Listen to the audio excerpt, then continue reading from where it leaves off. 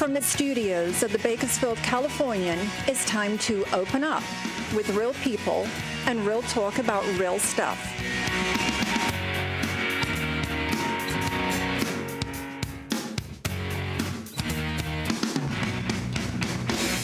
And now, a special welcome to our friends throughout California, across the nation, and around the world to this week's edition of Open Up.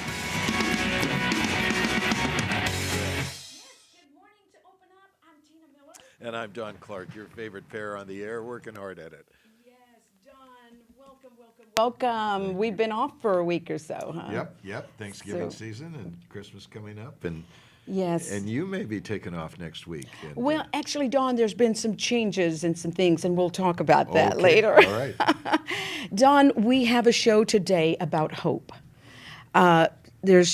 People are rejoicing during this season of the year, but also there are people that are experiencing tragedies and things that they need to know how to get hope. And reliving past tragedies. Mm-hmm. At this time of year, it becomes more painful, more acute. Yes. And so there is, you've got some great Yes, guests lined up. we're going to, in a few moments, be talking with author Sandy Day from Matthews, North Carolina.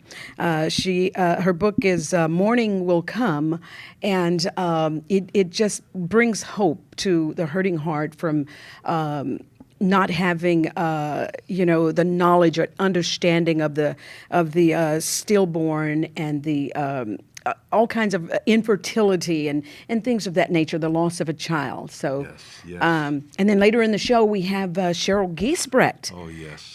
our local author, and Cheryl has done a lot in the community. She's experienced a lot of tragedy, but her focus is on hope. And later in the show, we've got two very special guys coming back from last year. They're part of the Walk Through Bethlehem, and they will be in costume.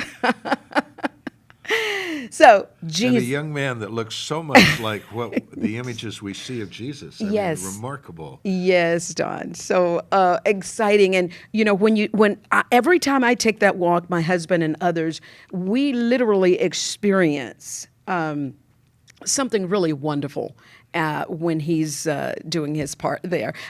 Throughout the whole scene, the Bethlehem scene, but when you come to the end and meet Jesus, it is so beautiful.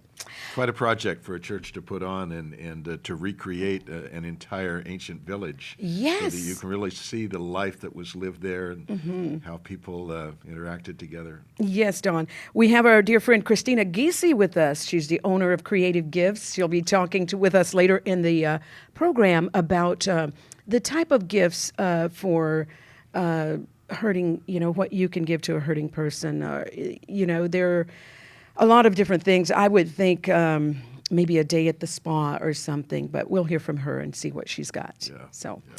And as we wait for our video at any time. It's kind of an experiment for us today. We've really never brought anyone in on Skype so that we can actually see them and hear them, and we've done audio with over photos, but never the live person. So we're working to get that connection right now. Yes. So in the meantime, look at these beautiful decorations, Don.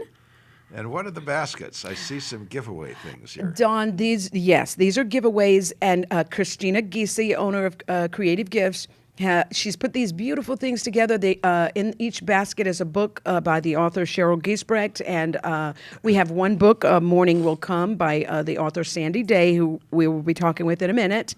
There are other gifts. There are some things from KAXL, music, and I think is there chocolate in there? A little chocolate to snapple on. It's a good kind of a healing package. A good healing package. Thank you, Christina. And so we'll be giving these away later. I'll give you details on how you might be the one to receive this. We have a beautiful Christmas tree in the background here. I was going to make a little announcement about my earrings, but my jewelry today is provided by Malvina Laudicina. Oh, yes. And you could find her artwork and jewelry designs on fineartamerica.com. We must have her back on the show. Quite a creative woman. Yeah, so thank you so much for providing for my jewelry today. Don, we've only got another show or possibly two left in the season. One more after this. And we're looking forward to coming back next year, huh? Oh, yes. Exciting. Okay, we are still working to get our guest in with us. You know, So, I oh, okay. All Yes, right, okay, all right. Yes, of Still course. little technical glitches we're working on. We got her back there, so Yes, I'm yes. really looking forward to this. I'll tell you why. I don't think you know this. A lot of people don't. But Betty and I went through 4 miscarriages. What? And I've seen the impact, the emotional impact on my wife as we would lose one after another. So I'll really be interested in talking with Sandy Oh, about Dawn, I about didn't this. know that. Yes, yes. Well, you know, the way I met Sandy Day, actually, I haven't met her, but in October of last year, my daughter-in-law was carrying my 3rd grandson, and she named him Ahmad Joel Thorne, and he was stillborn. And That was devastating. oh, talk about devastating. I mean, that was beyond devastating. A little child, and he doesn't see the light of day, hope, what we're talking about today, my hope didn't rest in Okay, I think that I'll keep the talking, John, tragedy. then hopefully And you're so able to it hear me. rested in the hope, that I have. So anyway, Sandy's ministry, she has ministry that provides the precious, yes, of course, precious little clothing that they provide for the stillborns in the hospital. And I had not heard of this thing. And these beautiful little white gowns, and so they make them look like little angels. And so I contacted her ministry, Caleb Ministries in Matthews, North Carolina, and actually made a donation because they are a nonprofit organization. And so I was delighted to make contact with her and ask her to be on the show. But little did I know that you and your wife, Betty, Yeah. 4. Yeah. I was there when they did the first ultrasound on the first pregnancy that we lost, and when it showed no heartbeat, I didn't know what I was looking at. The doctor did, and Betty did, but and suddenly there was no heartbeat, and Betty just broke into sobs. I didn't know initially why she was sobbing, and then the doctor said, it was clear that the pregnancy was not going to work, and so I've seen the emotional impact on my wife, and then as we prepared for our perfect baby, Josh, that came along, I literally went into training, working out, eating only absolutely the very best thing, and Betty did the same, and Yes. and what was. We're ready? Oh, All right. We'll wonderful. interrupt this. Okay. Okay, thank you. So we'd like to welcome to the show today our first guest, Sandy Day. She's an author of the book Morning Will Come from Matthews, North Carolina. We'd like to welcome you, Sandy!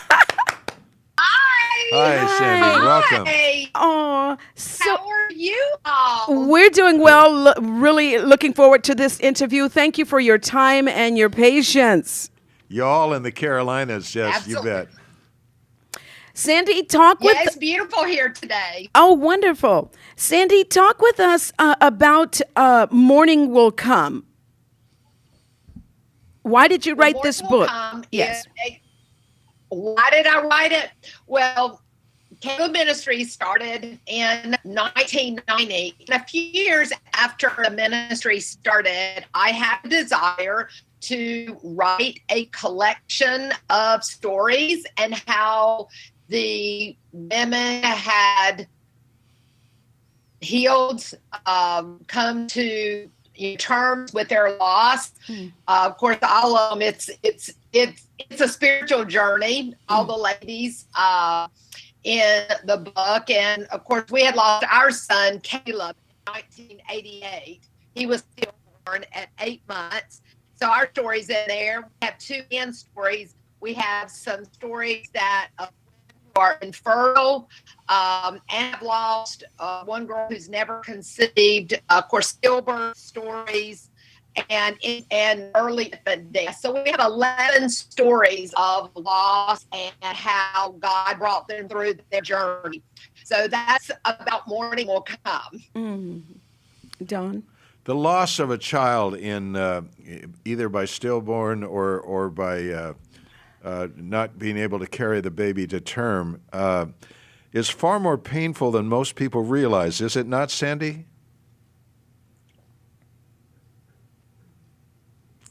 At the time of a loss, it's devastating. It's devastating to the woman, and a lot of times we get emails and calls on a daily basis, actually from everywhere, even from California, from women who really don't have anyone. Like, we had our Christmas dinner a couple of nights ago for our ministry, and several of the women there just said, well, I miscarried, but people just said, oh, that's nothing. And it's like they literally have not grieved over a loss in 35 years. Oh, wow. So the grieving... Because people just said it's nothing. The grieving process is necessary, Sandy. Is that what you're saying?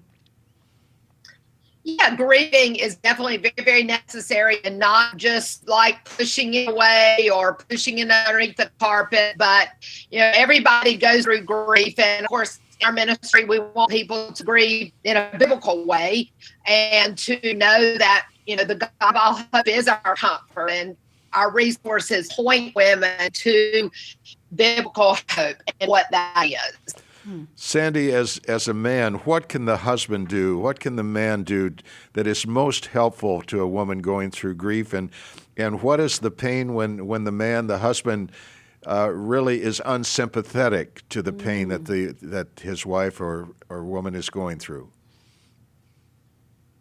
It's so funny that you asked that. About 3 months after we lost our son, a precious, godly couple gave Craig and I a gift certificate to a marriage seminar. It's kind of interesting. And we were sitting there, and I'm going to answer your question. We're sitting there, and up on the screen said 9 out of 10 marriages who have the loss of a baby end in divorce. Wow. And we were like, wow. That is amazing. And so the problem is that the communication of the husband and the wife really dwindles. There is no communication. The husband doesn't know what to say. The wife is crying all the time. So we just encourage the couples, especially in our area, so we have resources to send them and give them from Caleb Ministries. But we just encourage them that we can pair them up with someone. We can have people to call them. We can meet with them, because it definitely can hinder a marriage. And the husband plays a very vital role in communication. Men need to be sensitive with their wives and not just go back to work and act like nothing's happened. And I think that's kind of what most men do. They just kind of get in their own world and they go back to their lives, and the wife kind of sits at home and think about her loss and how devastating it is. It definitely can cause a real strain on a marriage. So our resources definitely can help. In fact, we have a Bible study called Learning Through Loss, and that's one of the questions of how a husband grieves differently than a wife. Wow, excellent, Sandy. Wow, I'm just so taken. Don, go ahead. After we went through 4 miscarriages, Sandy, and what happened is once we had a pregnancy that led to to Josh's birth, the perfect guy. But it was so interesting as the pregnancy went on, emotionally, we just flatlined. We would not let our emotions rise in excitement because we just couldn't go through that again, the pain again if we lost it. And it was so strange when we walked into the hospital on the night of the delivery, we both just said, isn't this the strangest unreality? I mean, we just wouldn't let our emotions do anything until he popped out of the womb and there he was. And that's when we finally were free to say, whoopee. Oh. Yeah. I mean, and that's what's really, really so precious, you know, just the reality of that God gave us a special life, you know, even after a loss. There's a lot of fear and anxiousness in times like that. So I definitely can understand. And we actually, for the woman who miscarries, we have, I don't know if Tina saw this, that we have a miscarriage bag. We have a little bag. I don't know if you can see this, but we have a little bag. Yes. And it has like a little angel. In fact, it has like a little handkerchief, little feet prints on it. Yes. So we have something that like we have a memory box that has a burial dress and all that, but we have a miscarriage bag as well, you know, for the woman who has miscarried. Oh, how special. It's like a keepsake. So it's a keepsake, you know, she goes to the hospital or she, you know, has her baby at home that miscarries. And it's like, you know, I leave the hospital with a piece of paper. You know, it's a remembrance. Yes. Well, you know, clearly, people really, there are many people who need the kind of help you give. Chris, could we put up the full screen so people know how to contact her? Mm-hmm. Yes, and to contact Sandy Day. So we have a lovely website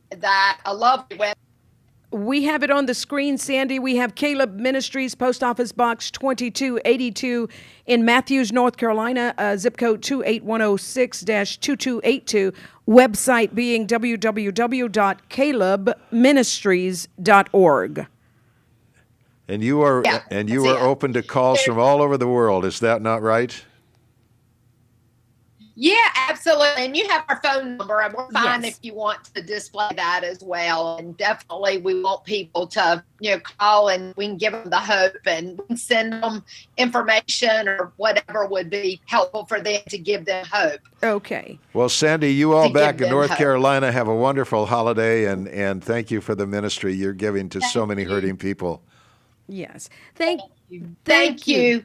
Thank you so much, Sandy, and perhaps we could see you again sometime. Okay, bless you both. Blessings and Merry Christmas. Merry Christmas. Merry Christmas. Okay. Bye. Merry All right. And Chris, thanks for making all this happen and putting the Yes. technical And to corrections John. together. All We're right. going to break, and when we come back, we'll continue on focusing on hope.